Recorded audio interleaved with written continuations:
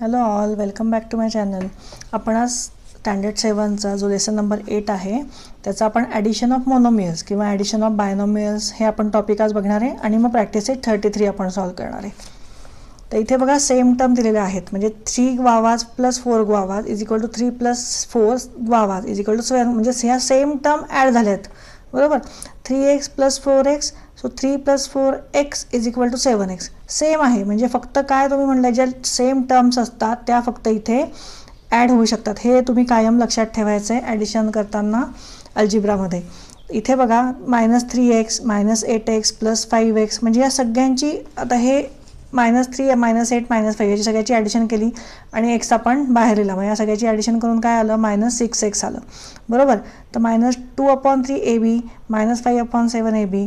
तर ह्याची सबट्रॅक्शन करून जे काय आन्सर येईल त्याला फक्त ab, कारण abची ॲडिशन का केली, कारण सगळ्याकडे सेम टर्म आहे. इथे या ब्ल्यू बॉक्समध्ये बघा मुद्दाम दिलेलं आहे, think about it. 3x plus 4y किती, ह्याची ॲडिशन होऊ शकते का, नाही, कारण x ही पूर्ण वेगळी टर्म आहे, y पूर्ण वेगळी टर्म आहे.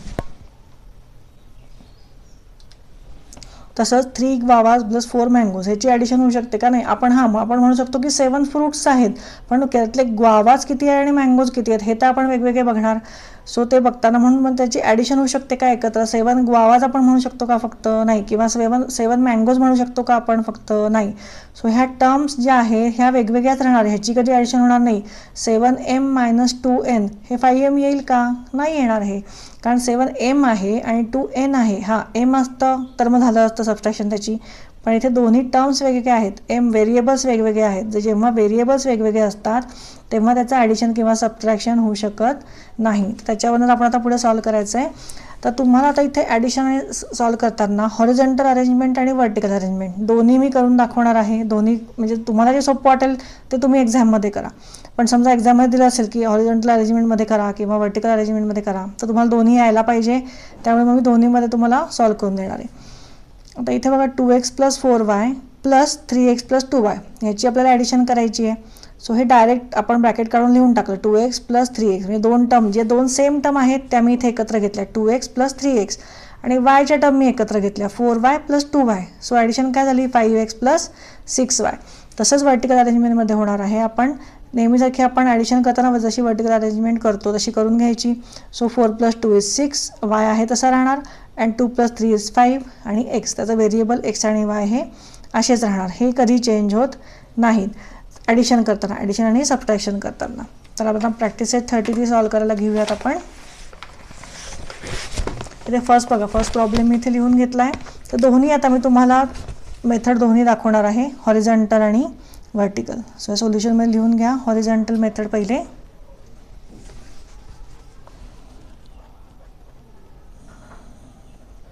हॉरिझॉन्टल अरेंजमेंट आणि इकडे व्हर्टिकल अरेंजमेंट.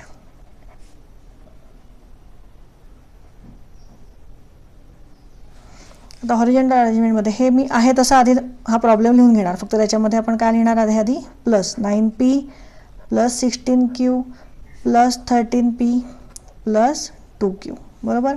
आता आपण दोन्ही टर्म पीच्या दोन टर्म आपण एकत्र आणायच्या आहेत. So is equal to 9p plus 13p plus 16q plus 2q.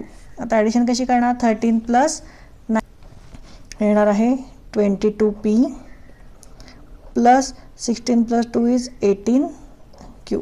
झालं, एवढंच असणार आहे, ह्याच्या पुढे येणार नाही कारण टर्म्स वेगवेगळे आहेत. आता व्हर्टिकलमध्ये कसं करायचं, तर व्हर्टिकलमध्ये लिहिताना आधी लिहून घ्या 9p plus 16q plus 13p plus 2q. ॲडिशनमध्ये लिहिताना जरी 2q प्लस 13p दिलं असतं तरी तुम्ही असं लिहिणार का, नाही, बरोबर त्या टर्मच्या म्हणजे पीच्या खाली बरोबर p आला पाहिजे, पीच्या टर्म खाली, आणि क्यूच्या टर्म खाली बरोबर क्यूची दुसरी टर्म आली पाहिजे, तरच ते ॲडिशन होईल. सो हे काय येणार आहे 22p प्लस 18q. सेकंड बघूयात. चला, सेकंड प्रॉब्लेम मी इथे लिहून घेतला आहे, याचं सोल्युशन आधी आपण करू. तर मी ते हॉरिझॉन्टल अरेंजमेंट आणि व्हर्टिकल अरेंजमेंट शॉर्टकटमध्ये लिहिते आहे. आता ह्याची ॲडिशन करून घेऊ, 2a plus 6b plus 8c plus 16a plus 13c plus 18b. आता काय करायचं, ज्या टर्म्स आहेत लाईक टर्म्स आहेत त्या आपण एकत्र आणायच्या. So is equal to 2a plus 16a plus 6b plus 18b plus 8c plus 13c. आता या सगळ्यांची ॲडिशन. सो हे 18a plus 24b plus 21c. आता वर्टिकल अरेंजमेंटमध्ये करू. आता वर्टिकल अरेंजमेंटमध्ये करताना लाईक टर्म्स आहेत म्हणजे ज्या ए आणि बी आणि सीच्या आहेत त्याबरोबर एकाखाली एक लिहून घ्यायच्यात. 6b plus 8c. आता इथे प्लस करताना मी एच्या खाली कुठली टर्म लिहिणार आहे, 16a बरोबर. बीच्या खाली कुठली लिहिणार आहे मी, 13c नाही 18b प्लस 8cच्या खाली 13c. सो ह्याची ॲडिशन करून घेऊ. 21c प्लस हे 24b प्लस 18a. चला पुढचं बघूयात. पुढचं आता आपण हॉरिझॉन्टल अरेंजमेंटमध्ये आधी करू आणि मग वर्टिकल अरेंजमेंटमध्ये. तर आता इथे बघा 13x² आणि 6x². x² टर्म सारख्या आणि y² y²च्या ह्याची आपल्याला ॲडिशन आणि सबट्रॅक्शन करायचं आहे. तर इथे आधी 13x² मायनस हे आधी आपण असंच लिहून घेऊ प्लस 6x² मायनस 8y². त्याच्यानंतर ह्या दोन टर्म आपण एकत्र आणायच्या आहे. So 13x² plus 6x² minus 12y². Sine आहे तसेच ठेवायचे, तुम्ही स्वतःहून चेंज करायचे नाही आहेत ॲडिशनमध्ये. So 13 plus 6 is 19x². आता हे मायनस मायनस दोघांची ॲडिशन साईन काय येणार आहे, मायनस. सो हे येणार आहे 20y². आता वर्टिकल अरेंजमेंटमध्ये बघूयात. 13x² minus 12y² plus 6x² minus 8y². ह्याच्यासाठी तुम्हाला जी सोपी जाते मेथड ती करा. वर्टिकल सोपी जात असेल तर ती करा, हॉरिझॉन्टल सोपी जात असेल तर ती करा. इथे मायनस 20y² आणि इथे येणार आहे 19x². पुढचं बघूयात. 4th question. चला हा आपला नेक्स्ट क्वेश्चन आहे. तर आता इथे आपण आधी हॉरिझॉन्टलमध्ये ॲडिशन लिहून घेऊ. 17a² b² plus 16c plus 28c minus 28a² b². आता या लाईक टर्म एकत्र आणूयात. सो 17a² b² मायनस, कारण ह्याला साईन मायनस आहे, minus 28a² b² plus 16c plus 28c. So is equal to काय येणार आहे. आता हे करताना काय करायचं आहे, 28 मायनस 17 होईल बरोबर. ते किती येणार आहे, 11 म्हणजे मायनस 11 येणार आहे, कारण बिग नंबरला साईन काय आहे, minus. So minus 11 a² b² plus 28 plus 16 किती येत आहे, 44c. ठीक आहे. आता वर्टिकल अरेंजमेंटमध्ये करूयात. वर्टिकल अरेंजमेंटमध्ये करताना लाईक टर्म्स एकाखाली एक नीट लिहून घ्यायच्या. 17a² b² plus 16c. आता इथे प्लस आहे पण साईन आपण इथे कुठला लिहिणार, 28ला मायनस, कारण जे दिलेलं आहे 28a² b² plus 28c. So येणार आहे प्लस हे 44c आणि हे येणार आहे मायनस 11a² b². पुढचं बघूयात. चला नेक्स्ट क्वेश्चन मी लिहून घेतला आहे. ह्याची ॲडिशन करू आता. 3y² minus 10y plus 16 plus 2y minus 7. आता हे करताना लाईक टर्म्स कुठले आहेत. आता इथे बघा 3y² असंच राहील, मग मायनस 10y आणि 2y आपण एकत्र आणायचं. So 10y plus 2y plus 16 minus 7 बरोबर. लाईक टर्म सगळ्या एकत्र आणल्या. 3y² असंच राहील कारण त्याच्या बरोबरीला ह्याच्या साईडला कुठलीच टर्म नाही आहे. त्याच्यानंतर 10 मायनस 10 आणि 2 काय होणार आहे, मायनस 8y आणि 16 मायनस 7 इज 9. ठीक आहे. आता वर्टिकल अरेंजमेंटमध्ये करूयात.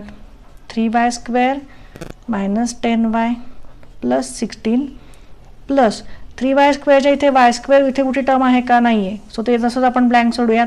त्याच्यानंतर 10y खाली लिहून घेऊयात प्लस 2y आणि इथे येणार आहे मायनस 7.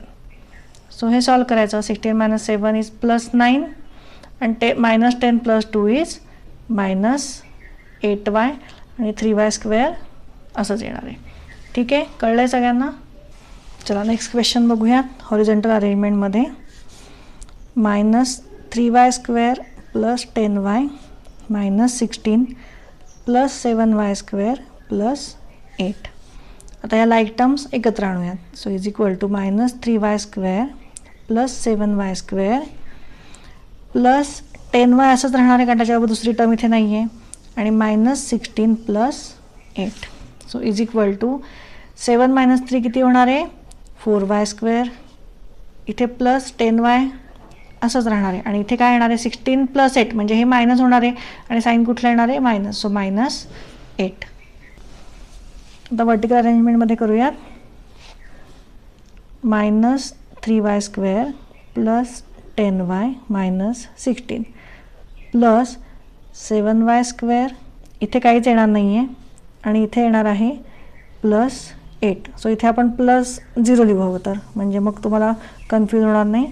आणि मग ह्याची ॲडिशन. सो हे येणार आहे -8. इथे येणार आहे +10y आणि इथे येणार आहे 4y². कळलं आहे सगळ्यांना. इथे प्रॅक्टिस सेट 33 आपला संपलेला आहे. तर तुम्हाला व्हिडिओ आवडला असेल, कळलं असेल, समजलेलं तर नक्की लाईक आणि सबस्क्राईब करा. थँक्यू.